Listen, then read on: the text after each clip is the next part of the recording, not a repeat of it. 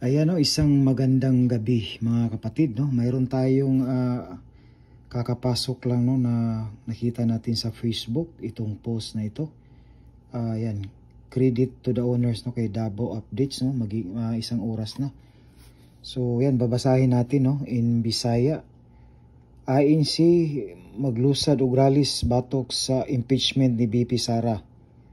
Earlier sa programa nga sa Ganang Mamayan sa Net25 channel, gianunsyo sa host nga si Jens Subarjiga Tiaga nga nangamdam na karon ang Iglesia ni Cristo o INC alang sa paglusad ug mga ralis aron batukan ang impeachment batok kang Vice President Sara Duterte. Ayan, no?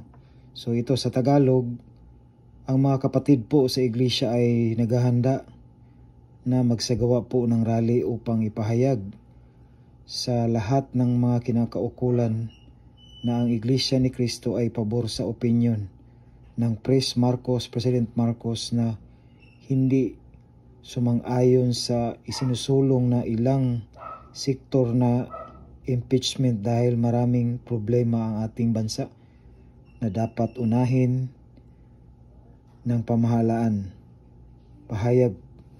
Pahayag pa ni Subarjaga. Ayan. So, ayan.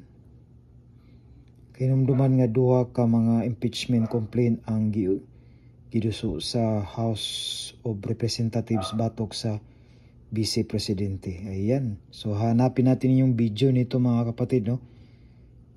Ating i-ano po ito. Ayan. So, kakapasok, abangan natin itong mga ano na ito, itong rally, no, rallies. So yan, update natin mga kapatid, no, para ma-update kayo. Okay, so hanapin natin yung video nito. Maraming salamat, no. Ang mga kapatid po sa iglesia ay naghahanda na magsagawa po ng rally.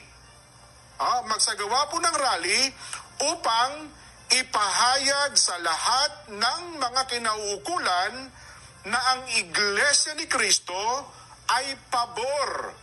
Pabor po sa opinyon ng Pangulong Bongbong Marcos na hindi sumang-ayon sa isinusulong ng ilang sektor na impeachment dahil maraming problema ang ating bansa na dapat pong unahin ng ating pamahalaan.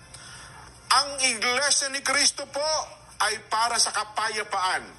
Ayaw namin, no? Ayaw po natin sa anumang uri ng kaguluhan na manggagaling sa kanino mang panig.